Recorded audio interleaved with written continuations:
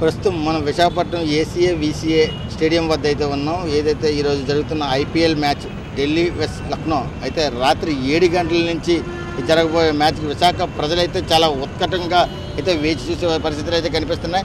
అలాగే ఈ స్టేడియం తాలూకా కెపాసిటీ 22,000 అయితే ఉన్నది.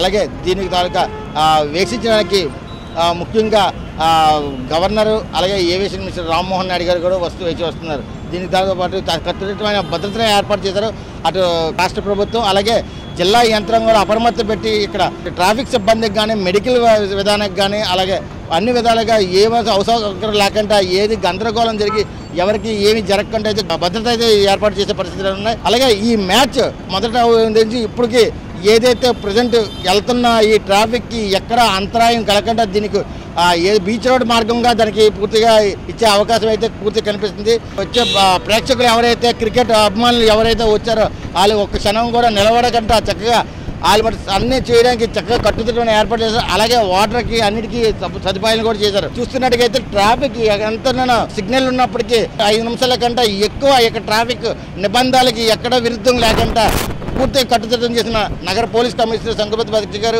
అలాగే జిల్లా యంత్రాంగం నుంచి మెడికల్ సిబ్బంది కానీ అలాగే ఏదైతే ప్రేక్షకులకు ఏదైతే ఉందో తినుబండారాలకు కూడా ఏమాత్రం బయటికి వెళ్ళకుండా చాలా కట్టుదిట్టంగా చేసిన ఈ వీసీసీఏ క్రికెట్ స్టేడియం ఇదన్నీ చూస్తున్నప్పటికీ విశాఖలోని ఈ క్రికెట్ ఇప్పటికీ ఇంకా 7 గంటలకు మొదలవుతున్న క్రికెట్ కోసం ప్రేక్షకులు అయితే తెల్లవారుజామున 5 గంటల నుంచి ఎప్పుడు మొదలవుతుందా అని చెప్పేసి చాలా దూరం నుంచి రాష్ట్రాల నుంచి కూడా ఊర్ల నుంచి శ్రీకాకుళం విజయనగరంలో కూడా నుంచి వచ్చి ప్రేక్షకులు ఎక్కడ అంతరాయం కలగలేదని చెప్పే పరిస్థితులు కూడా కనిపిస్తున్నాయి.